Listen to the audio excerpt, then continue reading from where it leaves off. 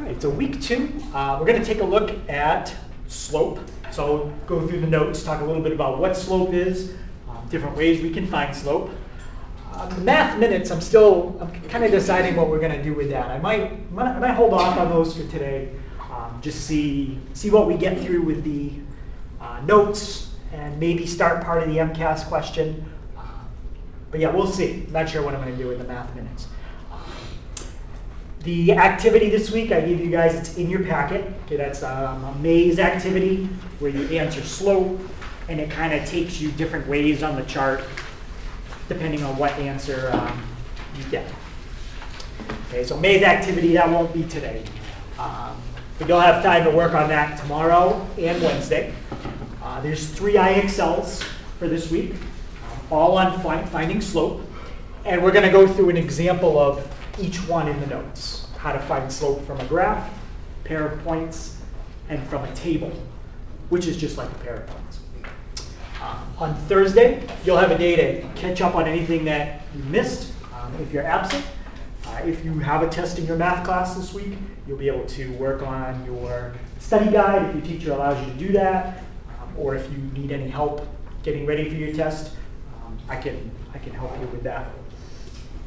And Friday this week will be 20 diagnostics. Okay, we will do some recommended IXLs, but it just kind of helps at the beginning of the year. If we do a few diagnostics, then the computer kind of gives better recommendations for the IXLs. All right, so that's the plan right now for the week. Hey, any questions on that?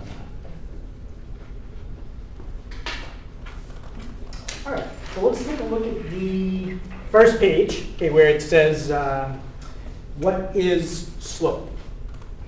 All right, so let me pull that up. I'll talk a little bit about what slope is. Again, most of it's already written down. The only thing that you don't have are the examples, which we're gonna do together.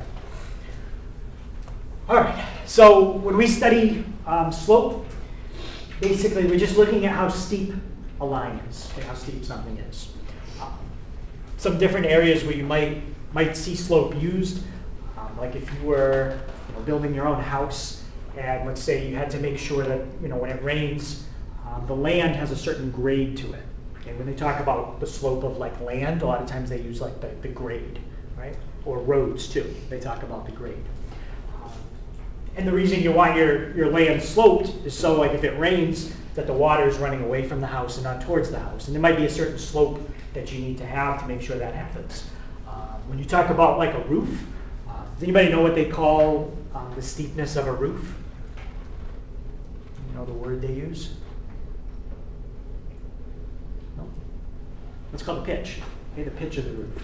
So certain houses have different kinds of pitches to their roof. Some houses, some buildings have flat roofs, like the school, it's a flat roof, that's a little different. But most houses have a pitch to the roof. And that's designed so when it rains, water comes off, snow comes off. If it's a flat roof, sometimes you actually have to kind of shovel it off so it doesn't get too much weight on it, like in the winter. What else? Sometimes when you have like a ramp, okay, going into a building, right, like a handicap ramp, there's a certain steepness that ramp can be. Right? There's a building code for that. And if it's too steep, it makes it too difficult for somebody in a wheelchair to get up that ramp. So the slope of the ramp is important. When you're driving, sometimes you see on the road like a sign, a lot of times it's for like bigger trucks. It says like 8% or 9% grade, like on the side of the road. And that's just a warning for bigger trucks that the road is going to have a pretty steep slope coming up. So you probably want to check, make sure the brakes, everything's working. There's all kinds of areas we talk about slope. Okay, in math, we specifically talk about it in terms of the steepness, and we're just going to be talking about it in terms of a line. Okay? In other math classes, you might have something like that. Okay, that's definitely not a line, that's a curve. And you can talk about the slope on a curve, but it gets a little more complicated, right? Because somebody standing here, it's like perfectly flat, versus somebody standing here, it's more downhill, and then somebody standing over here, it's uphill. So the slope is changing all the time. That's not something that we get into usually in algebra. We focus on just straight line. So no matter where you stand, the steepness of where you're standing is the same everywhere. It doesn't change like on a curve. All right. So when we want to measure slope, generally you need 2 points on the line, okay, to measure it. It doesn't matter which two you pick. If you find the slope between these 2 points, it's exactly the same as the slope between those 2 points. It's the same steepness everywhere. But the goal is we do need to have 2 points. So there's really 2 main kinds of slope that aren't flat or vertical. Flat and vertical, those are special. Okay, but we're going to look at kind of the 2 cases that you have most often. Then I'll talk about the other ones. So if a line slants up as it goes to the right, okay, like that red one I just drew, okay, that's considered a positive slope. Positive slope slants up to the right. And that black one, that's a negative slope. Okay, that one slants down to the right. Does anybody know what you call it if the line is perfectly flat, like if it's horizontal? Anybody know what slope that would have? Yeah? 0. Yeah, 0. Okay, that's not on here, but we should probably add that in. So horizontal has a slope of 0. So now we got positive slope, we got negative slope, we got 0 slope. There's one other kind of slope. Yeah, undefined. What kind of line? I'm just going to try to add that one in over here. Yeah, vertical. So vertical line has undefined slope.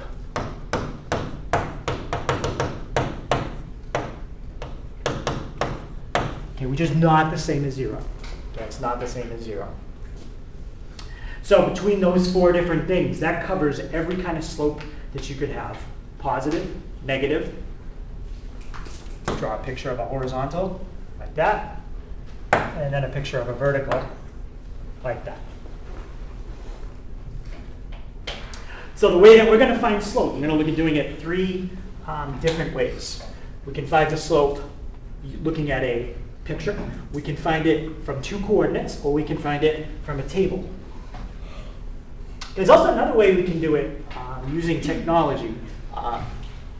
We don't get into it in this class really, but I can use this calculator to also find slope. Has anyone ever used one of those before? These calculators? No? So if I type in something like, let me just type in a line and show you what it looks like. Okay, that's y equals mx plus b form. Y equals 3x plus 2. Put that there. Looking at that line, does anybody remember which number there is the slope? It's either the 3 or the 2. Antonio? 3. Yep, 3 is the slope. Does anybody remember what the 2 is called? Yeah? Y-intercept? Yeah, that's your y-intercept. So that's the slope. And that's the y-intercept. Okay, so we know the slope here is 3. But let's say we didn't know it. Okay, if I graph that, it's going to draw a line with a slope of 3. And I don't know how well you can see it, but it does cross the y-axis at 2. So it draws it for me automatically. And on this calculator, there's a special thing I can go to that has this thing at number 6. Okay, without really getting into what that number 6 does, it basically can find the slope. So if I put that in and I hit enter, I don't know how well you can see it, but see how it gave me that number 3 right there?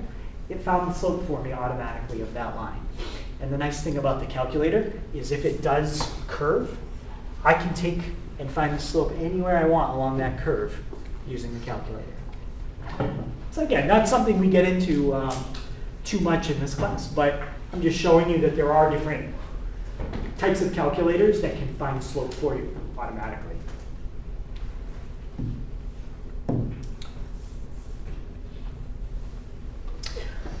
All right, so here is the formula for slope. Do you guys already have that written down on your sheet? Yeah, okay. So slope, a lot of times we think of it as like rise over run. So let's show you an example with use a big background. Okay, so let me put a point like here.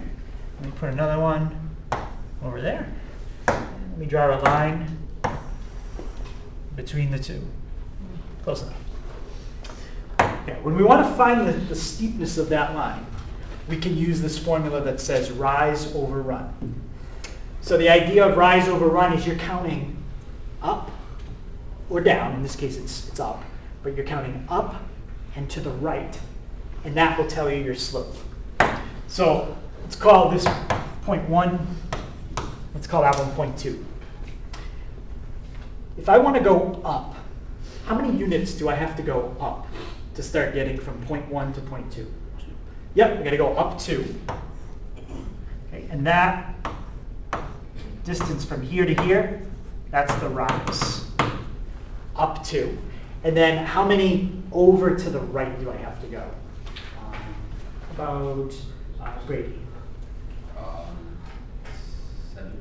Yeah, it looks like 7. 1, 2, 3, 4, 5, 6, 7. That's 7 units. And that's not the rise. What's that one called, Ryan? Run. Yep, that's the run. So if I wanted to write the slope of this line, all I have to do is look at the number that's the rise, it's 2. Look at the number that's the run, it's 7. And just fill those two numbers in, right there. 2 over 7. So when you're given a graph, that's the easiest way to find slope, because you can usually just count it, as long as you have a grid. So when you have a graph, does it say that on yours too, little arrows? Yeah. So when you have a graph, that's how we'll do it. We'll practice another one. But when you don't have a graph, you're not going to be able to count rise over run.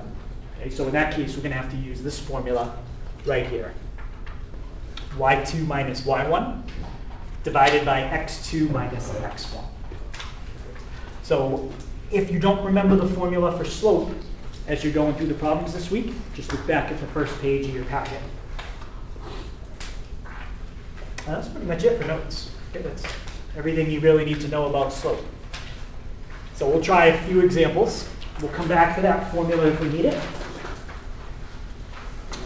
And then whatever time we have left after the examples, you'll be able to take a look at that MCAS question. So that's generally the first thing we'll do. Notes. Then MCAS question. Might not finish MCAS today, but you'll have time to finish tomorrow.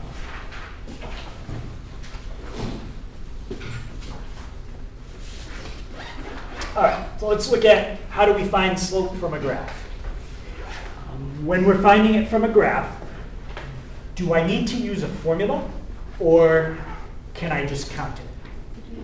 Yeah, we can just count it. Right, we just have to count it. So let's see if we can get the slope here. How about, Darwin, what's the rise if I start counting from, let's call this one point 1, and I want to get to point 2? How many up do I have to go? 2. Yep. So we're going to go up 2. So that's my rise. Okay, I'm going to copy down the formula from the first page. So my rise is 2. And Isaac, what's my run in this case? Yeah, 3. 1, 2, 3. And that's it. That's your slope. Can 2/3 be reduced? What do you think? Is that fraction reduced at all, Ava? No, 2/3 doesn't reduce, so we just leave it. If you can reduce it, what do you think? Should we reduce it or not reduce it? Yeah, we should reduce it, right? So if you got something like, you get like 3/6 for the slope, but this one's not 3/6, it's 2/3. But if you got 3/6, anybody tell me what that would reduce to? Yeah, exactly, we reduce to 1/2. Yep. So we always reduce it as much as we can. What we don't do is write it as a decimal. Okay, you would never write that, even though it is 0.5. We generally don't write the slope as 0.5. We like it as a fraction so we can see the rise and the run. And if you make it 0.5, it's not a fraction anymore. What kind of slope is that? Positive, negative, 0, or undefined? Yeah. Positive. Yeah, that's a positive slope, because it slants up to the right. Yep. Okay, any questions on that one? All right, so let's try the second type. Okay, we're going to find slope from a table. All right, so this time we do not have a picture. So can we count how many up and or down and how many over? No, we don't have the picture. So does anybody remember from the first page, what's the formula that I use for slope? And it looks something like that. Remember about, yeah? y2 minus y1 and x2 minus x1. Perfect. y2 minus y1 over x2 minus x1. These four things that I just put boxes around, we need to fill in numbers for all four of them. The numbers we're going to fill in come from this table. Okay. We don't need all of these. Okay. This table is really giving me a lot of different coordinates on the line. How many different coordinates is this table giving me? Antonio? Yeah, it's giving me 4. I need to pick 2. You can pick any 2 you want. Okay, doesn't matter. You'll get the same answer. If these were points on a curve, then it would matter. Okay, but we're not dealing with something that curves. These are in a straight line. So pick whichever 2 rows you think are going to be the easiest. Mia, what's one row we could use? Sure, we can use this row. All right, so we're going to use the 6 and the 2. And Eli, what's another row we could use? 5, 1. Sure, we could use the 5 and the 1. All right. So we're not using those at all. You don't have to cross them out. But I'm just kind of crossing them out so you realize we're not even going to look at them. All right. So now we've got to label these 4 points, what they're going to be. Okay. I just usually go right in order. If I'm looking at the table, that's the first x value. Okay, x values are in the left column, y's are in the right column. So I'm going to call that one x1. All right. What do you think that one's going to be called? How about Matthew? Y1. Yep. So we're going to call that one y1. All right. Now let's label the 6. How about Derek? What do you think the 6 is going to be? Yeah, x2. Yep, that's going to be my second x. That 2 is not an exponent because it's not up higher, it's lower. That 2 is just there to tell me that this is the second x value. That's all it means. Right, and how about Emily, what's the 2 going to be? 2. Yep, perfect. It's going to be y2. So now we just take those 4 numbers, fill them in, and that's our slope. Okay, so I usually write that down first, so I don't forget my 2 minus signs. That's part of the formula. Now I'm going to look up y2. y2 is 2. Minus? Ellie, what's y1? Yep, that's going to be 1. Good job. All right, how about Landon, what's x2? x2 is 6. Yep, x2 is 6. And how about Samantha Ann, right? Yep, what's x1? 5, perfect. Okay, so let's see what our slope is. Isaac, what's 2 minus 1 going to give me?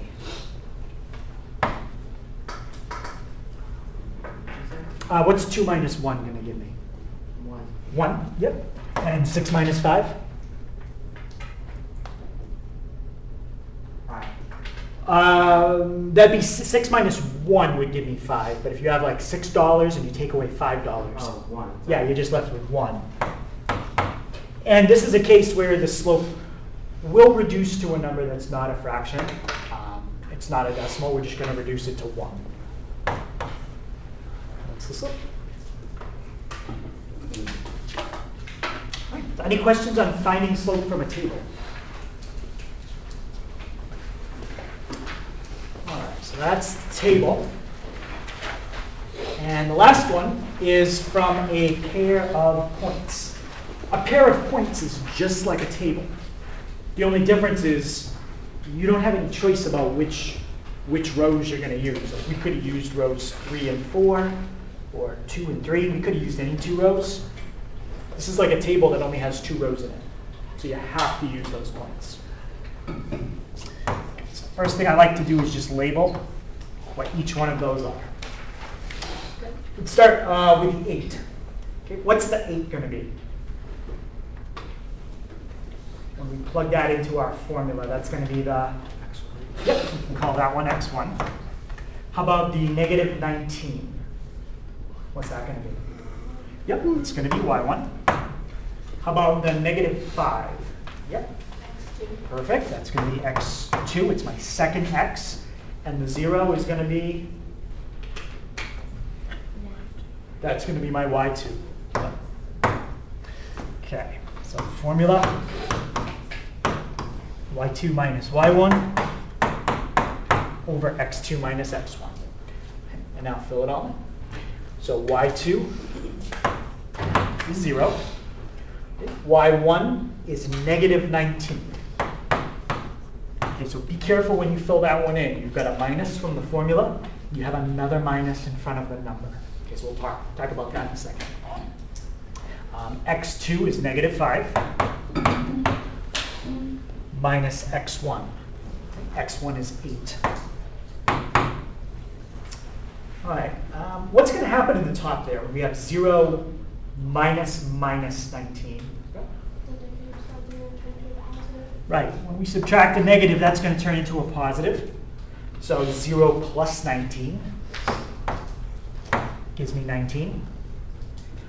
And you've got to be careful at the bottom. Negative 5 minus 8. So that's going to make it even more negative. So it's going to be like a bigger negative number. What's negative 5 minus 8? Yeah. Negative 13. Yeah. And that's our slope. Okay, so the MCAS question, the activity, and all the IXLs all focus on finding slope, just in different ways like we just did. Any questions on that? Okay, also just taking a quick look at the MCAS question. Anytime they ask you something about change, like in question 1, it says the average speed of the car, all right? Anything like speed is how fast the car is moving. When you have a graph like this, that's the slope of the line. Okay, so anytime they ask you about like speed, right, that's slope. If they ask you about rate of change, like in number 2, it says based on the model, which of the following is true about the retail sales? Sales increasing or decreasing? That's change. Something going up, something going down. Anytime they ask you about something increasing or decreasing, like a change, that is slope. Okay? So slope is the word you want to think of when you think increasing and decreasing. 11.6 is just a y-intercept. That's not really anything about what they're asking about. Number 3, that's having to do with finding slope of 2 different functions. One of them, they give you the equation, so you got to know which number is the slope. The other one, they give you a table, so you're going to have to use that table to find the slope. And then you're going to compare it to the slope in g of x, which is 10. And then they ask you a question like which one has a greater slope or a lesser slope. Rate of change. Rate of change means slope. That one's pretty much like the one we did in the notes, finding the slope of that line. And then 5, again, finding the slope from the table. They just ask you about whether the slope is positive or negative, and then they ask you about the y-intercept. Remember, y-intercept is where it crosses the y-axis. So if they don't give you the y-intercept, which they don't, you kind of have to estimate it by looking at the table. But I can help you with that.